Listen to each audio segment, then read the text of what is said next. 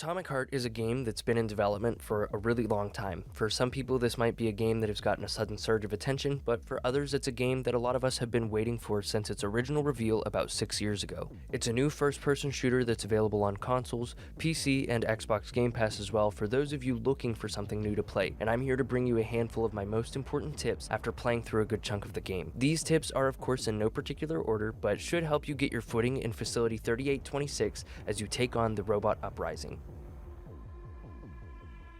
So let's get started with some of the essentials. Scanning objects frequently is a must. Scanning is one of the first abilities you receive in the game, and it can be used to detect everything that will ever be of relevance to you in your playthrough. Upon entering a room, you can scan enemies to see what you're up against, as well as receive information about their vulnerabilities. You can locate all lootable objects in the world. This includes defeated enemies that you haven't looted yet, and you can also occasionally use the scanner to assist you in certain puzzles. What I'm trying to say here is that the scanner is pretty helpful through the entirety of the game, and it takes no resources on your end to use, so take advantage of it.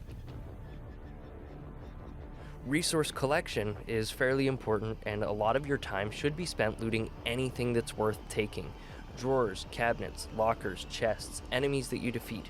All of these resources are essential for crafting valuable items, weapons, and all of your character skill tree upgrades. So the more resources you have, the less time you'll spend looking for something specific because you will hopefully already have it on hand. I also should stress that character skill upgrades require neuropolymer, which is guaranteed to drop on defeated enemies, but can also be found in some lootable objects. So loot, loot, loot. The next thing you should know about resources is your storage, because you can disassemble anything that you don't want in exchange for resources, and this includes weapons or items that you crafted with zero diminishing returns. If you craft a weapon to try it out and decide you don't like it, you can disassemble it and receive exactly what you used to craft it, so feel free to experiment if you get a new weapon blueprint. In addition to this, you can also dismantle items that you find in the world that you might not want.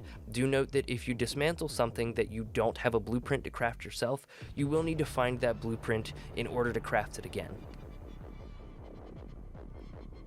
Okay, so let's talk about combat. You've got a lot of ways to play the way you want, but I'm going to share how I've been approaching combat so far so that maybe it'll help some folks out who are struggling a bit with things like crowd control or just general combat mechanics.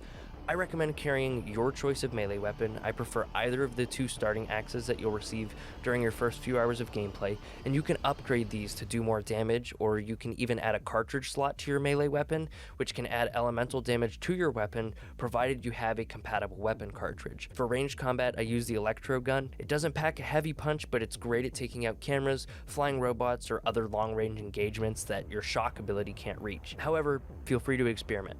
There's a lot of weapons at your disposal and a variety of ways to use them. Atomic Heart also allows you to assign 2 abilities to your ability slots. While this is limited to only a few options, each option does have its own skill tree in order to make your ability of choice stronger and more powerful. It's also important to note that shock is separate from these 2 abilities, and you will always have it, so definitely spend some upgrade points there to bring that ability to its maximum potential. My favorite combination of abilities so far has to be Mass Telekinesis and Polymeric Jet. Mass Telekinesis is an area of effect ability that allows you to lift enemies into the air, and once upgraded, slam them down with some pretty hefty force. While holding enemies with telekinesis, you're able to fully use and attack with your right hand. So if you want to charge a heavy melee while you slam them back into the ground, or shoot them with your shotgun, it's a pretty fun crowd control ability. In combination, Polymeric Jet is an ability that shoots polymer fluid. This goop is conductive, combustible, all of that stuff, and it has different effects depending on what element it comes into contact with. Shock probably being the one you would use the most with it, but